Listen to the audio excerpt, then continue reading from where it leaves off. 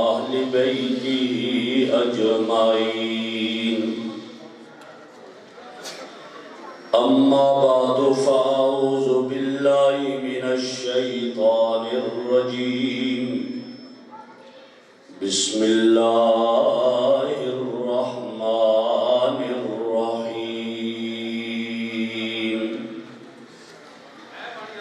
الف لام را کتاب انزلناه إليك لتخرج الناس من الظلمات إلى النور. وقال الله تعالى في مقام آخر: إن هذا القرآن يهدي للتي هي أقوم. وقال رسول الله صلى الله عليه وسلم: إن لكل قوم شيئا يتباهون به، وإن بهاء أمتي وشرفها القرآن. صدق الله مولانا العظيم وصدق رسوله النبي الكريم. اللهم صل على سيدنا ومولانا محمد وعلى آل سيدنا ومولانا محمد وأصحاب سيدنا ومولانا محمد وبارك وسلم عليه. انتہائی قابل صد احترام حضرات علماء کرام، معزز سامعین کرام، بزرگوں، عزیز دوستوں اور میری اسلامی ماں اور بہنوں، آج ہم مدرسہ رشیدیہ کے سالانہ پروگرام میں جمع ہیں. طلباء کرام کو انعامات دیے گئے اور کچھ باقی ہیں، دیے جائیں گے. اور وہ طلباء جنہوں نے قرآن کریم مکمل یاد کر لیا، ان کی دستار بندی بھی ہوگی. میں اس ادارے کے معتمد حضرت مولانا عبید الرحمن صاحب کو دل کی اتھاہ گہرائیوں سے مبارکباد پیش کرتا ہوں. اللہ رب العزت اس ادارے کو دن دگنی رات چگنی ترقی نصیب فرمائے. اور میں ان طلباء کرام کو بھی مبارکباد پیش کرتا ہوں جنہوں نے قرآن کریم کے 30 پارے اپنے سینوں میں محفوظ کیے. ان کے استاد اور ان کے والدین بھی قابل مبارکباد ہیں،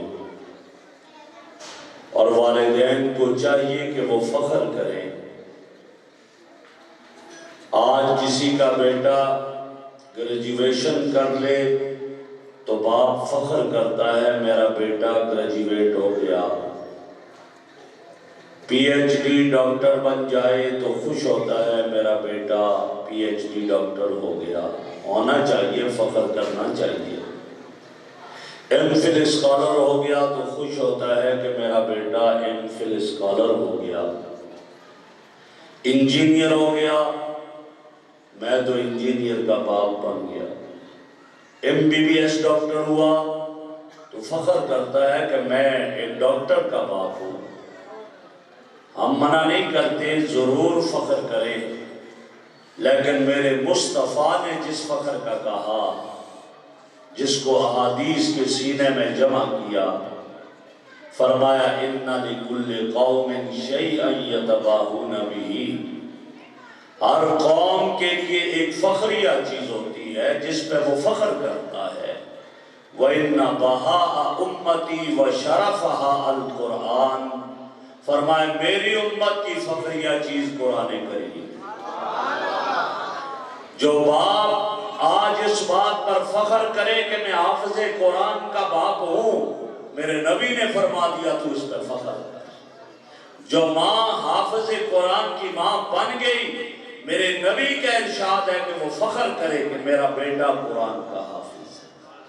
یہ فخریہ چیز ہے، اور قرآن ہی پر ہمیں فخر کرنا چاہیے، اس لیے کہ میرے رب نے فرمایا کتاب انزلناہ الیک لتخرج الناس من الظلمات الی النور۔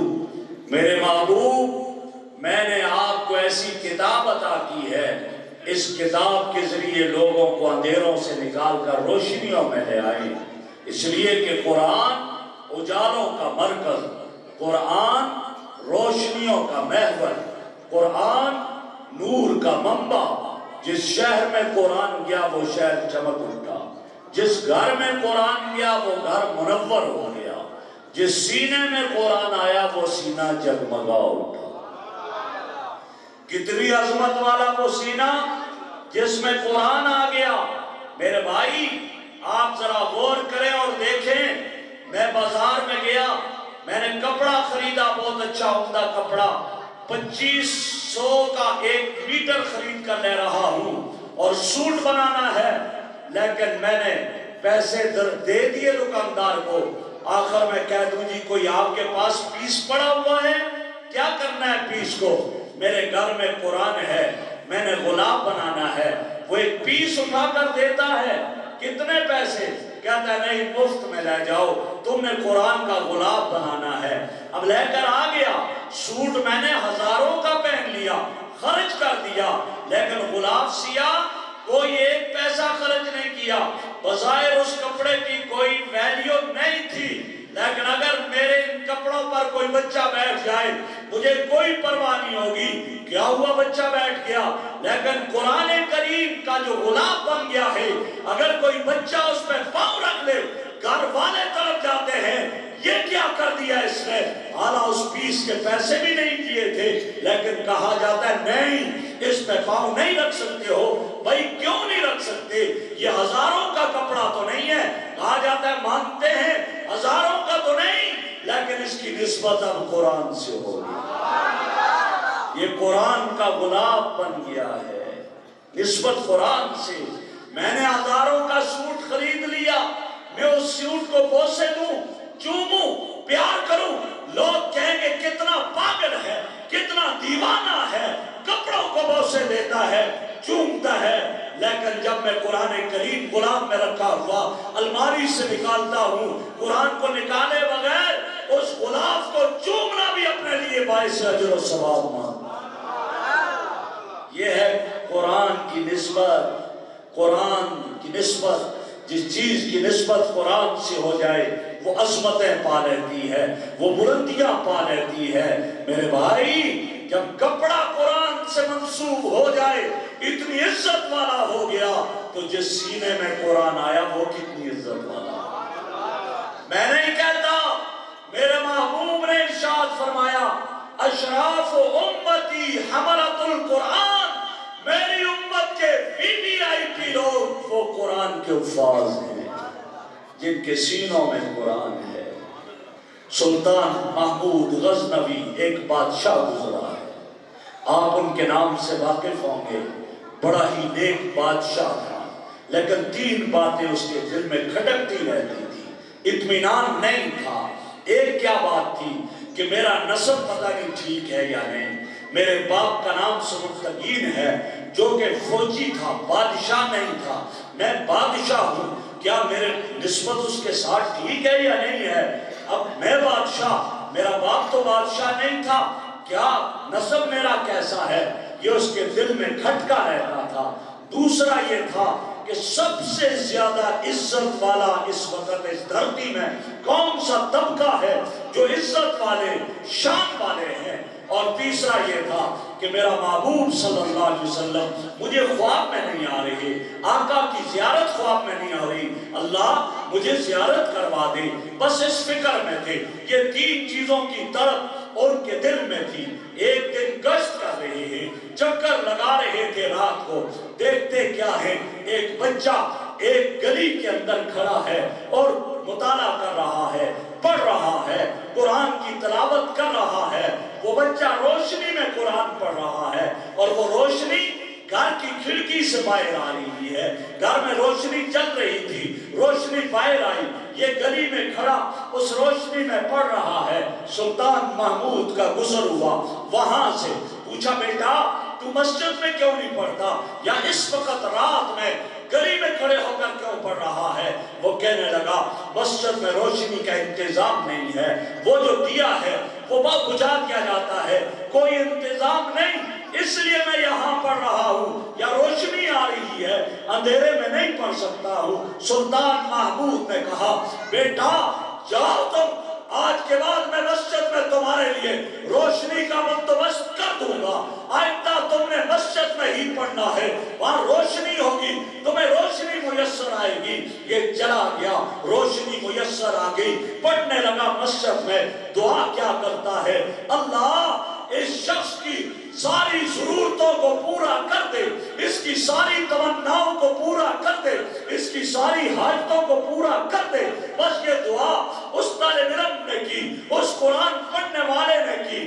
رات کو سلطان محمود سو گیا، جو ہی سویا خواب میں کائنات کے امام آگے، خواب میں میرے آقا آگے۔ میرے آقا کا کیا ارشاد ہے، من رآنی فی المنام فقد رآنی، جس نے مجھے خواب میں دیکھا اس نے میں مصطفیٰ ہی کو دیکھا، اس لیے کہ شیطان میری صورت نہیں اختیار کر سکتا، اور جس نے میرے محبوب کو خواب میں دیکھا گویا اس نے بیداری کی حالت میں میرے مصطفیٰ کو دیکھ لیا۔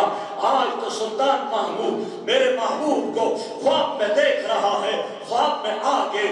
دوسری بات کیا ارشاد فرمائی، میرے محبوب نے فرمایا ایس مفتقین کے بیٹے، ایس مفتقین کے بیٹے، تو نے آج میرے مہمان کو عزت دی ہے، عزت والے کو عزت دی ہے، میرے مہمان میرے وارث کو عزت دی ہے، جا اللہ تجھے دنیا اور آخرت کی عزتیں دے۔ یہ میرے آقا نعرے چھوڑے، سبحان اللہ، نعرہ چھوڑے، صرف کیا کہا کہ تو نے آج میرے وارث اور میرے مہمان کی عزت کی ہے، خدا تجھے دنیا اور آخرت میں عزتیں دے دے۔ اب ذرا غور کریں، تین باتیں ہوئی، اس طالب علم کو روشنی فراہم کرنے کے صدقے میں اس کی دعا جب رب نے قبول کی تو پھر سلطان محمود کو میرے آقا کی زیارت ہو گئی۔ دوسری چیز کیا، پہلے شبہ رہتا تھا میرے باپ کی طرف نسبت میری صحیح ہے یا نہیں، نسب کیسا ہے، اور میرے آقا کی زبان سے کیا الفاظ آئے، ایس مفتقین کے بیٹے، گویا بتا دیا تیرا نسب ٹھیک ہے، تو اعلیٰ نسب والا، تو صحیح نسب والا ہے، میرے مصطفیٰ نے بتا دیا۔ اور تیسری چیز بتائی کہ ہاں تو نے میرے مہمان، تو نے میرے وارث کو عزت دی ہے، اور میرا نبی سب سے عزت والا، میرے نبی کا وارث یہ طالب علم بھی سب سے زیادہ عزت والا ہے۔ سلطان محمود کے سامنے تینوں باتیں کھل گئی۔ میرے بھائی یہی وہ طلبہ ہے جنہیں میرے مصطفیٰ نے عزت والے کہا، وی آئی پی کہا۔ آج ان حضرات کے ہاتھوں سے ان کو انعامات ملے ہیں، شہادت سمجھو ہم نے اپنے ہاتھوں سے عزت والوں کو انعامات دیے۔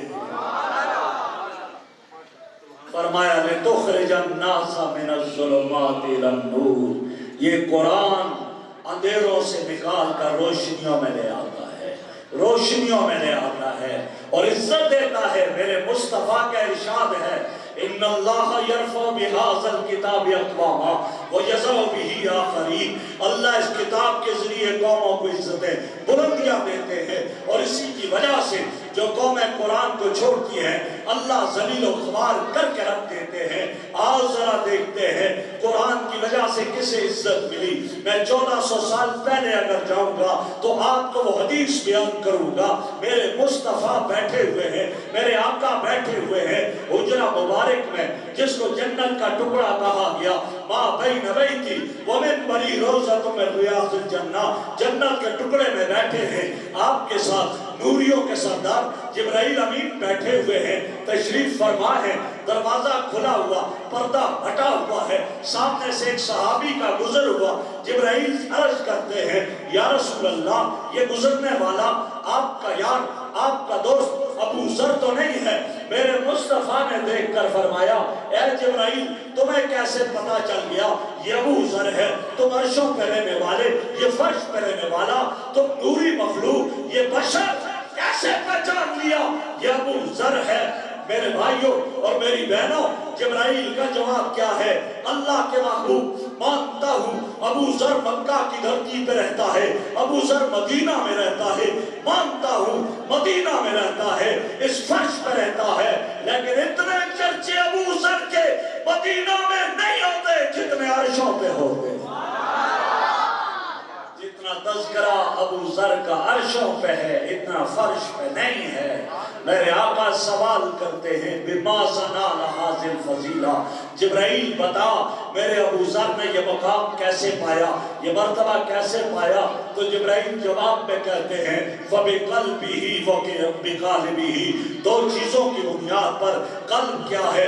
لِصِغْرِهِ فِي قَلْبِهِ، اپنے دل میں اپنے آپ کو سب سے چھوٹا سمجھتا ہے۔ حدیث میں آیا من تواضع للہ رفعہ اللہ، جو تواضع کرے اللہ بلندیاں دیتے ہیں۔ اور قالب کیا ہے؟ کعبہ میں کثرت قراءتہ قل هو اللہ احد، اللہ کے حبیب آپ کے ابو ذر کی یاری قرآن سے ہے، دوستی قرآن سے ہے، چلتا ہے قرآن پڑھتا ہے، بیٹھتا ہے قرآن پڑھتا ہے، لیٹتا ہے سورہ اخلاص کا ورد کرتا ہے۔ اس قرآن کی یاری نے مقام یہ دے دیا، رہتا مدینہ میں، چلتا مدینہ کی گلیوں میں، کھاتا مدینہ میں، سوتا مدینہ میں، چرچے عرشوں پہ ہوتے۔ آج تیرے بھی تذکرے عرشوں پہ ہو سکتے ہیں، شرط یہ ہے کہ فیس بک کو چھوڑ کر قرآن کو ہاتھ میں لے، اس موبائل کو چھوڑ کے قرآن کو ہاتھ میں لے۔ اپنی نظریں موبائل کی سکرین پہ صرف اور صرف واٹس ایپ دیکھنے میں اور فیس بک دیکھنے میں بجائے تیری نظریں قرآن کے اوراق پہ پڑھنے لگ جائیں، قرآن کے الفاظ پہ پڑھنے لگ جائیں۔ زبان سے گندے گندے میسج کرنا اور واٹس ایپ میسج گندے گندے کرنے کے بجائے تیری اس زبان سے قرآن کی آیات کی تلاوت ہونے لگ جائے، خدا کی قسم تو رہے گا خیابان سر سید میں تیرے تذکرے عرشوں پہ۔ یہ نہیں کہ خدا ان کا ہے، خدا تیرا بھی ہے، خدا تیرا بھی ہے۔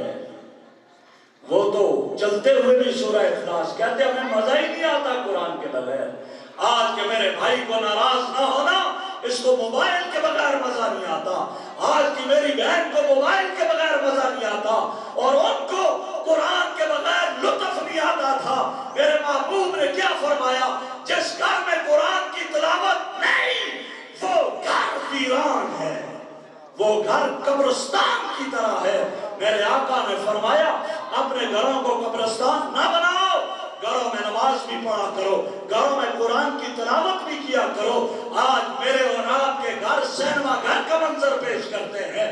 آج میں بھی بیٹھا ہوں، میرا بھائی بھی بیٹھا ہے، میری بیٹی بھی ہے، میری بہن بھی ہے، ہر ایک کے ہاتھ میں موبائل ہے اور ہاتھ چل رہے ہیں، انگلیاں چل رہی ہیں، کیا کیا دیکھا جا رہا ہے۔ کاش کہ میں بھی بیٹھا ہوتا، میرا بھائی، میرا بیٹا، میری بیٹی، میری بہن، میری ماں، اور ہاتھ میں ہر ایک کے قرآن ہوتا، ہر ایک کی زبان پہ سوتے وقت سورہ ملک کی تلاوت جاری ہوتی، سورہ فلق کی تلاوت جاری ہوتی، سورہ ناس کی تلاوت جاری ہوتی تو کتنا اچھا ہوتا۔ آج کیا ہے؟ آج سو کر اٹھتے ہی سب سے پہلی نظر موبائل پر ہوتی ہے، کیا ہوا؟ کوئی میسج تو نہیں آیا، کوئی واٹس ایپ تو نہیں آیا، پہلی نظر موبائل پہ ہے۔ اور میرے مصطفیٰ کا کیا ارشاد ہے؟ میرے مصطفیٰ نے فرمایا میرا دل چاہتا ہے میرے امتی کی دن کی ابتدا سورہ یاسین کی تلاوت سے ہو۔ میرے مصطفیٰ تو یہ کہتے ہیں۔ میرے بھائی، میری ماں اور بہن، آپ سے بھی کہتا ہوں آج سے یہ عزم کرو کہ ہمارے دن کی ابتدا نماز پڑھ کر سورہ یاسین کی تلاوت سے، رات کو سوتے وقت سورہ ملک پڑھ کر سوئے۔ جو سوتے وقت سورہ ملک پڑھ کر سوئے گا، کل قبر میں جب ہوگا چاروں طرف سے عذابات آئیں گے، سر کی طرف سے آئے گا، قرآن کی تلاوت روکے گی، دائیں طرف سے آئے گا نماز پڑھتا رہا نماز روکے گی، بائیں طرف سے آیا روزہ رکھتا رہا وہ روکے گا، اور پاؤں کی طرف سے آیا صدقات خیرات کرتے رہے وہ روکیں گے، چاروں طرف یہ باڈی گارڈ بن جائیں گے۔ سورہ ملک کہے گی تمہیں مبارک، تم نے حق ادا کر دیا ہے، یہ مجھے بھی سوتے وقت پڑھتا تھا، اب میں اس کی قبر کو روشن کر دوں گی۔ ایک کنال کی کوٹھی ہو اور حضرت جی وہاں تشریف رکھتے ہوں، اکیلے کوئی اور نہ ہو، لائٹ چلی جائے، یو پی ایس کا بھی بندوبست نہ ہو، ہارٹ اٹیک ہو کر مر جائے ایک کنال کی کوٹھی میں، تو وہاں کیا بنے گا؟ وہاں کی روشنی تو سورہ ملک ہے۔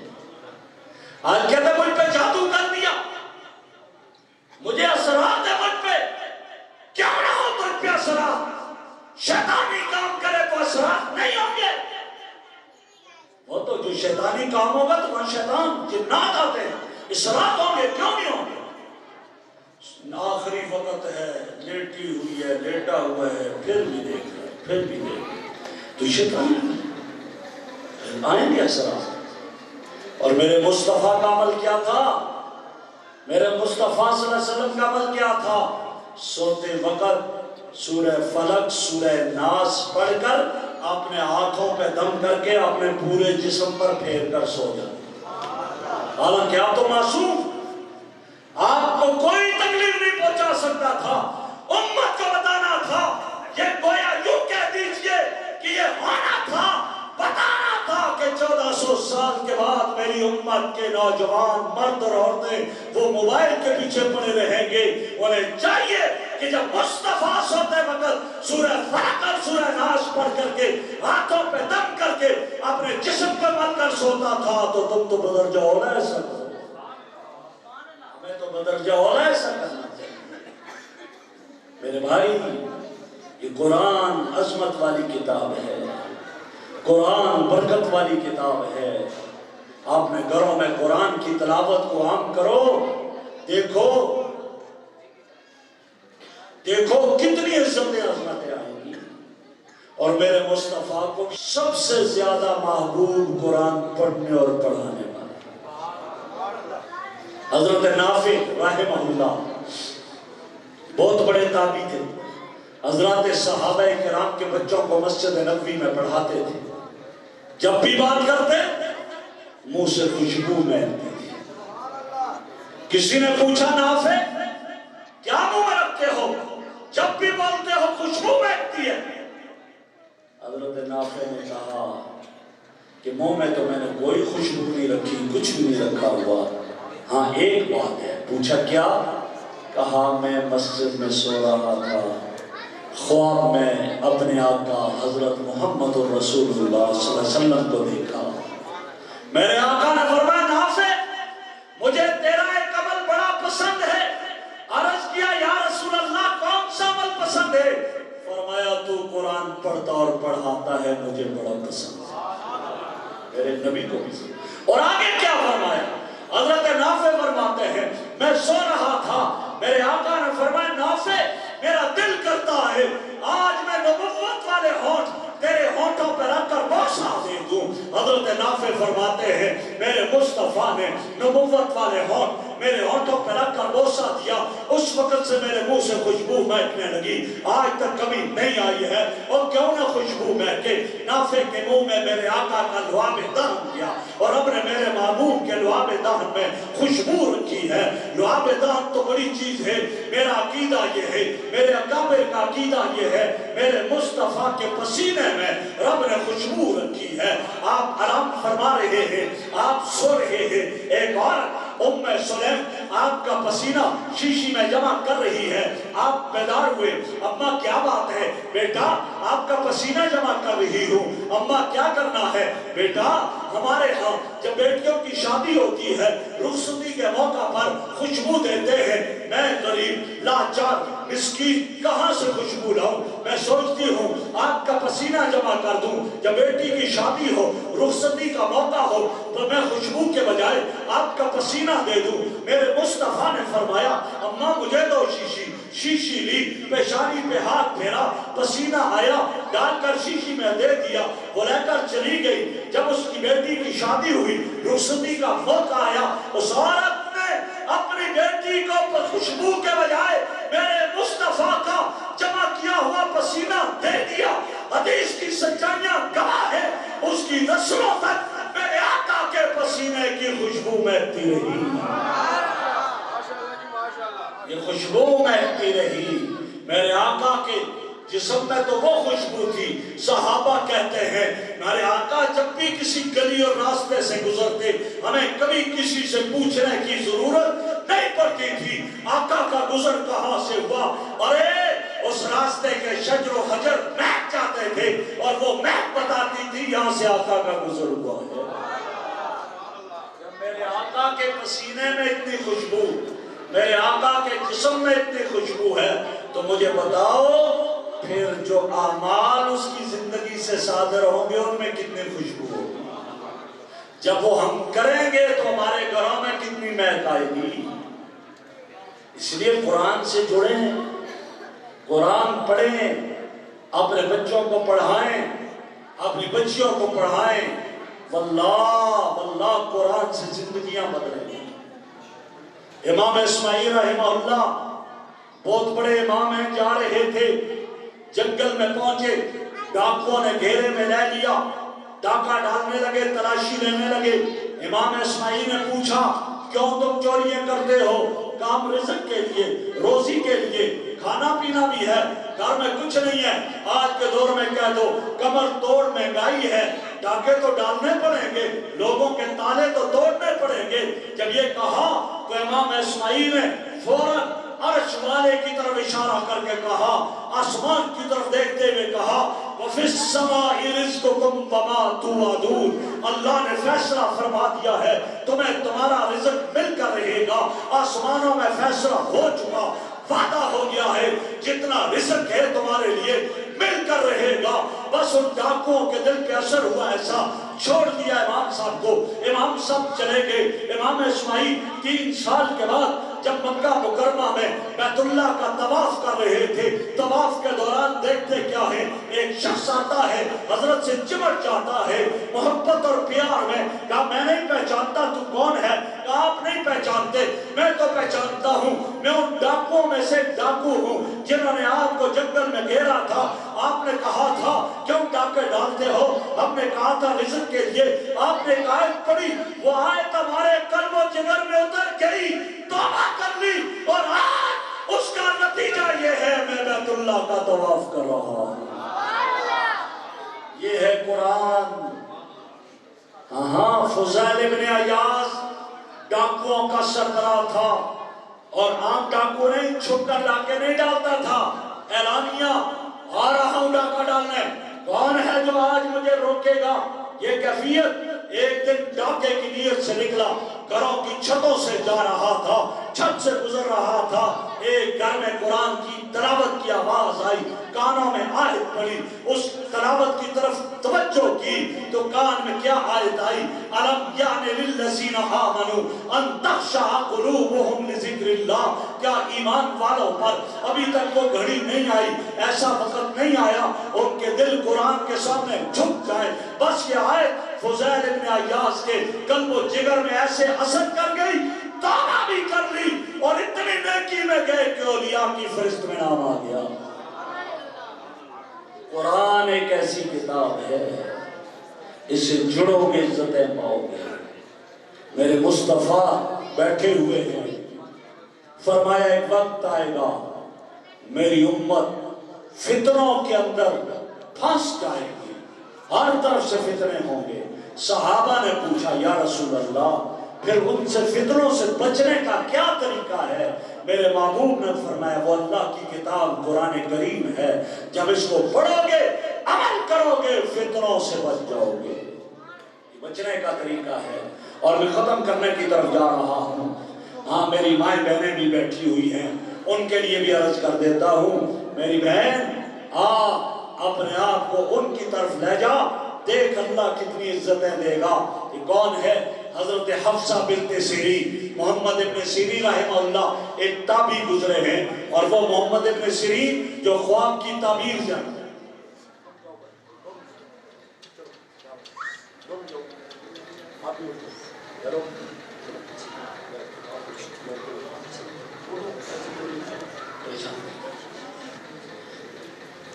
میں عرض کر رہا ہوں کہ وہ محمد ابن سیرین رحمہ اللہ کی بہن حفصہ بنت سیرین رحمہ اللہ تعالیٰ تھی۔ وہ حفصہ بنت سیرین 35 سال تک اپنے گھر میں اعتکاف میں بیٹھی رہی ہے اور محلے کی بچیوں کو قرآن پڑھاتی تھی۔ 35 سال کم نہیں ہے، اور گھر میں میرا اور آپ کا گھر جو ہے نا، اس کا میں اور آپ نقشہ بنواتے ہیں آرکیٹیکٹ سے، کیا کہتے ہیں؟ ذرا مجھے بتاؤ کہ ڈائننگ ہال کہاں پر ہے، یہ ہے، ٹی وی لاؤنج کہاں ہے، یہ ہے، بیڈ روم کتنے ہیں، یہ ہے، اس کا نیا سٹائل ہونا چاہیے، امریکن سٹائل میں ہونا چاہیے، اس طرح ہو، یہ ہے۔ لیکن کبھی ہمارے گھروں کے نقشے میں نہیں آیا ہے کبھی کہ مجھے بتاؤ میرے گھر میں پریئر ہال کہاں ہے، نماز کی جگہ کہاں ہے۔ پہلے زمانے میں گھروں میں نماز کی جگہ بنتی تھی، اس کو عربی میں کہا جاتا تھا مسجد البیت، گھر کی مسجد، اور اس جگہ میں گھر کی عورتیں بیٹھ کر قرآن پڑھتی تھی، مرد بھی پڑھتے تھے۔ گھر کی عورتیں رمضان میں اعتکاف بیٹھا کرتی تھی، وہ مسجد البیت تھی۔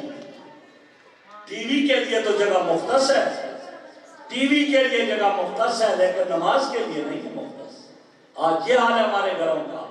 تو ان کے گھر میں نماز کی جگہ اس جگہ میں بیٹھی رہتی تھی۔ 35 سال ایک عورت بیٹھی رہی ہے، اعتکاف بیٹھی رہتی تھی اور بچیوں کو پڑھاتی تھی۔ ایک دن ان کی باندی گھر میں کام کرنے والی پڑوسیوں کے یہاں چلی گئی۔ پڑوسیوں نے پوچھا کیا حال چال ہے، کیسے حالات ہیں، کہتی کیا ہے؟ وہ عورت کہتی ہے 20 سال مجھے اس عورت کی خدمت میں ہو گئے، 20 سال سے تو میں دیکھ رہی ہوں پوری رات سر سجدے میں رو رو کر گزارتی ہے، نہ معلوم اتنا بڑا کون سا گناہ ہو گیا، 20 سال روتے روتے بھی بخشا نہیں جا رہا۔ یہ عورتوں کا حال تھا، یہ کیفیت تھی۔ اپنے گھروں میں قرآن کی تعلیم دو اپنی بچیوں کو، اپنے بچوں کو، پھر دیکھو یہ بچیاں، یہی بچے آپ کے لیے آخرت کا ذخیرہ بنیں گے۔ اور قرآن سے محبت کرو، قرآن پڑھنے والوں سے بھی محبت کرو، قرآن سے بھی محبت کرو، اور یہ قرآن سے محبت میرے اور آپ کے ایمان کو بچائے گی۔ ایمان کی حفاظت قرآن سے محبت ہے۔ میرے پیر و مرشد پیر ذوالفقار نقشبندی دامت برکاتہم العالیہ ایک واقعہ ارشاد فرماتے ہیں کہ پاکستان کا ایک نوجوان امریکہ میں چلا گیا، ایک کرسچن لڑکی سے شادی کرنا چاہ رہا تھا، دوستی ہو گئی تھی، شادی کرنا چاہ رہا ہے، شادی نہیں ہو رہی، بہت اصرار کیا، آخر میں یہ کہا 4 شرطیں ہماری ہیں، یہ مانو گے تو شادی ہو جائے گی۔ کیا شرط ہے؟ پہلی شرط یہ ہے تمہیں شہر سے مکان بیچنا ہوگا، لڑکی جس شہر میں رہتی ہے وہاں مکان لینا ہوگا، کہا منظور ہے۔ دوسری شرط یہ ہے ماں باپ سے تعلق ختم کرنا ہوگا، کہا منظور ہے۔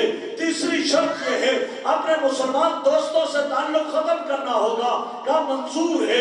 چوتھی شرط یہ ہے تمہیں ہر اتوار کو چرچ میں جانا ہوگا، منظور ہے۔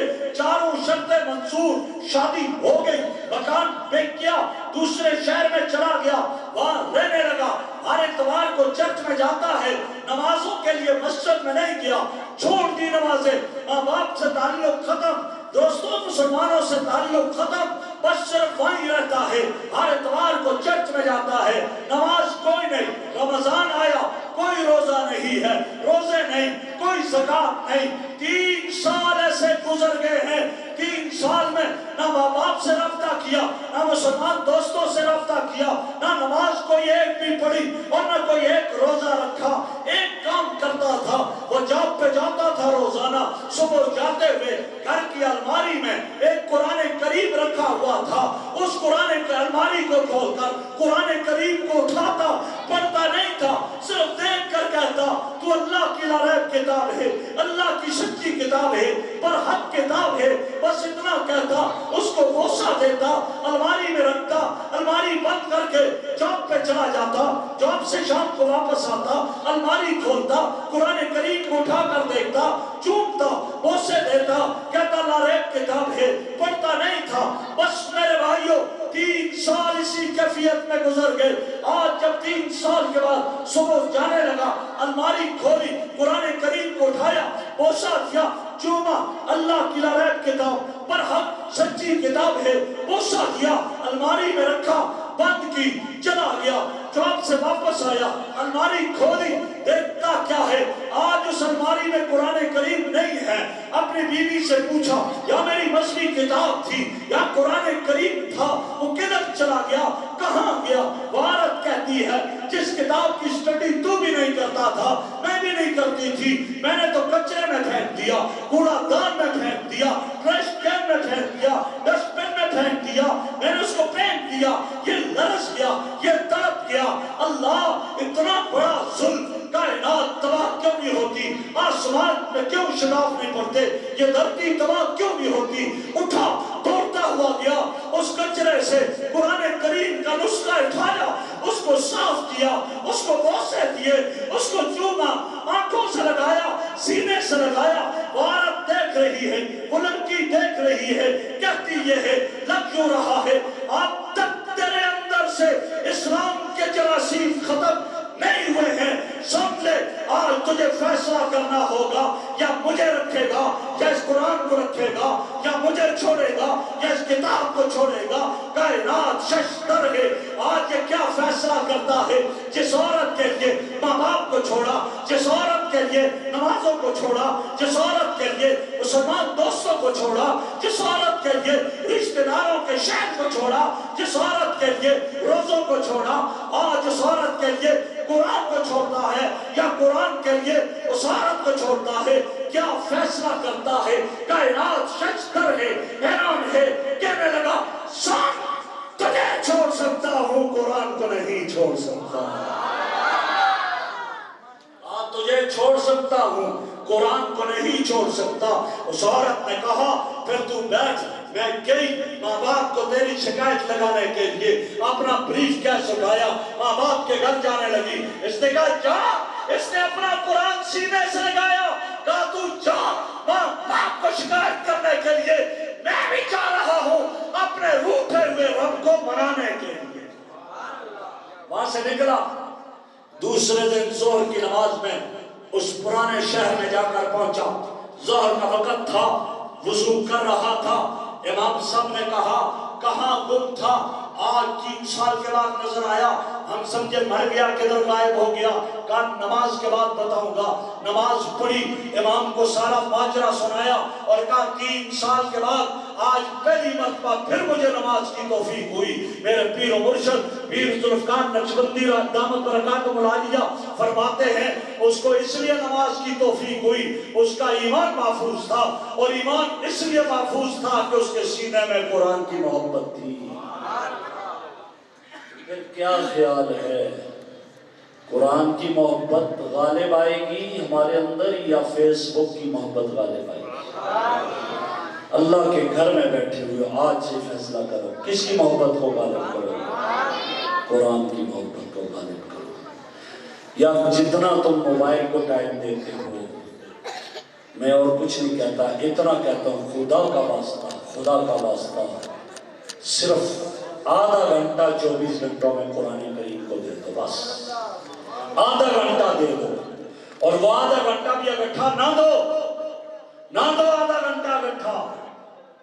آپ فجر کی نماز کے بعد قرآن کی تلاوت میں 10 منٹ لگا دو، ظہر کی نماز کے بعد اگر ٹائم ہے تو اس میں بھی 10 منٹ لگا دو، اور اگر ٹائم نہیں تو تسبیحات کر لو۔ عصر کے بعد کا قبولیت کا وقت ہوتا ہے، حدیث میں آتا ہے عصر کی نماز، قرآن میں کہا گیا نا حافظوا علی الصلوات والصلاۃ الوسطی، صلاۃ وسطی کی زیادہ ذکر آیا، کیوں کہ ڈبل لکھی جاتی ہے۔ دن والے فرشتے پورا دن رہے، شام کو جا رہے ہوتے ہیں، اور رات والے آ رہے ہوتے ہیں۔ اس وقت جو عصر کی نماز جماعت سے پڑھتا ہے وہ دن والے فرشتے بھی لکھتے ہیں، رات والے بھی لکھتے ہیں، ڈبل لکھے جاتے ہیں۔ تو عصر کے بعد 10 منٹ دے دو، 10 منٹ عصر کے بعد دے دو، 10 منٹ مغرب کے بعد دے دو، 30 منٹ دے دو۔ اور نہیں، غیر حافظ جو ہیں 30 منٹ میں بھی آدھا پارہ پڑھ ہی لیں گے۔ اگر آدھا پارہ روزانہ کی ترتیب بنا لو، 2 مہینوں میں ایک قرآن مکمل ہو جائے گا۔ پڑھیں گے انشاءاللہ۔ میں اپنی ماؤں بہنوں سے بھی عرض کرتا ہوں، جڑو قرآن سے، اور اگر نہیں آتا تو اب بھی موقع ہے، پڑھ لو، اب بھی موقع ہے، پڑھ لو۔ کراچی میں ہمارے دوست مولانا شفیق الرحمان ناتخان گوٹھ میں رہتے ہیں، 75 سالہ ایک عورت نے قرآن مجید وہاں حفظ کیا۔ اس کے لیے کوئی عمر کی ضرورت نہیں ہے، اس کے لیے کوئی ضرورت نہیں۔ میں اپنے نوجوانوں سے عرض کرتا ہوں، گاڑی میں جاتے ہو کیوں گانے لگائے ہوتے ہیں؟ تلاوت قرآن کریم کی رکھ لو، جاتے جاتے تلاوت لگا دو، ایک آیت کو پڑھتے جاؤ، خود بھی بار بار پڑھتے جاؤ، پڑھتے جاؤ، یاد کرتے جاؤ۔ ایک دن میں ایک آیت یاد ہو جائے گی، دوسرے دن 2 آیتیں، 3 دنوں میں 3 آیتیں، وہی نماز میں پڑھنے لگے۔ ہماری نماز میں تو ہر وقت کیا چلتا ہے؟ قل اللہ احد اللہ الصمد لم یلد ولم یولد ولم یکن لہ کفوا احد۔ 5 وقت کی جماعت نمازوں میں جماعت کے علاوہ پڑھیں تو یہی ہے، قل اللہ ہے، ہر رکعت میں قل اللہ ہے۔ قرآن ہے، میں انکار نہیں کرتا، عظمت والی صورت ہے، لیکن کم از کم ہم جو ہے وہ اور بھی سنتر پڑھنے والے بنے۔ کچھ تو ایسے بھی ہیں کہ جو قل اللہ بھی نہیں پڑھ سکتے، اس میں بھی کیا پڑھتے پتہ نہیں، لم یولد ولم یولد۔ تو اس لیے بہرحال قرآن سے جڑو، قرآن سیکھو۔ آپ کی مسجد ہے، مدرسہ ہے، میری مائیں بہنیں بھی آئیں یا سیکھیں، بچیوں کا مدرسہ، بچوں کا مدرسہ، بڑی عمر کے لوگ بھی سیکھیں گے تو انشاءاللہ کل قیامت کے دن قرآن مجید پڑھتے ہوئے اٹھیں گے۔ میں آخر میں پھر مولانا کو دل کی اتھا گہرائیوں سے مبارکباد کہتا ہوں، ان بچوں کو بھی اور آپ کا بھی بہت بہت شکر گزار ہوں کہ انتہائی توجہ سے میری گفتگو آپ نے سماعت فرمائی۔ اللہ مجھے بھی عمل کی توفیق عطا فرمائے، آپ کو بھی عمل کی توفیق عطا فرمائے، اور اپنی بارگاہ میں شرف قبولیت سے نواز دے۔ وآخر دعوانا ان الحمد للہ رب العالمین۔